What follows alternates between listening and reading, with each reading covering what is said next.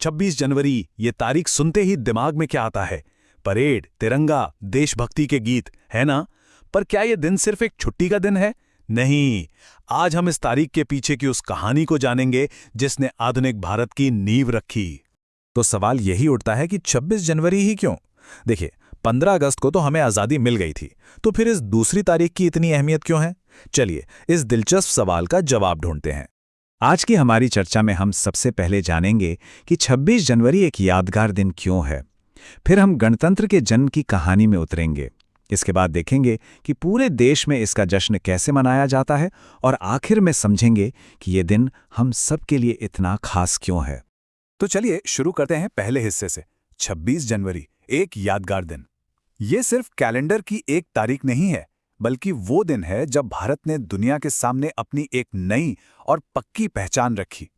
हम सब जानते हैं कि 26 जनवरी को हम हर साल अपना गणतंत्र दिवस यानी रिपब्लिक डे मनाते हैं।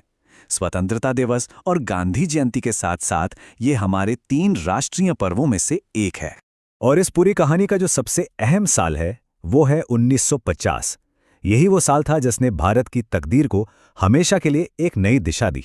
असल में इसी दिन यानी 26 जनवरी 1950 को भारत का संविधान पूरी तरह से लागू हुआ था। और ये सिर्फ एक कानून की किताब नहीं थी, बल्कि ये एक वादा था, एक संप्रभु, समाजवादी, धर्मनिरपेक्ष और लोकतांत्रिक गणराज्य बनाने का वादा। तो ये तो साफ हो गया कि इस दिन संविधान लागू हुआ, लेकिन गणतंत्र बनने का असली मतलब क्या होता है?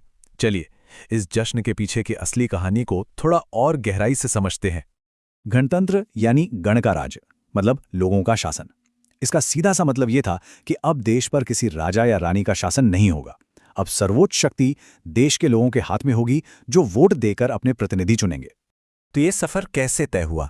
देखिए, अगस्त 1947 में हमें आज़ादी तो मिली, पर तब हम एक डोमिनियन थे, यानी अभी भी ब्रिटिश क्राउन के अधीन थे।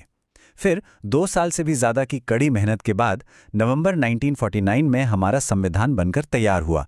और फिर आया वो ऐतिहासिक दिन 26 जनवरी 1950, जब हम सही मायनों में एक संप्रभु गणराज्य बने।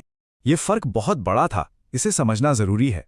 जब हम डोमिनियन थे तो हमारे राष्ट्र के प्रमुख ब्रिटिश राजा या रानी होते थे, लेकिन गणतंत्र बनते ही हमारे देश के प्रमुख हमारे अपने चुने हुए राष्ट्रपति बन गए। हमने दूसरों के बनाए कानूनों को हटाकर अपना खुद का बनाया संविधान लागू किया। यही तो थी असली आज़ादी। तो ये तो हो गई इतिहास की बातें, पर आज हम इस दिन को कैसे मनाते हैं?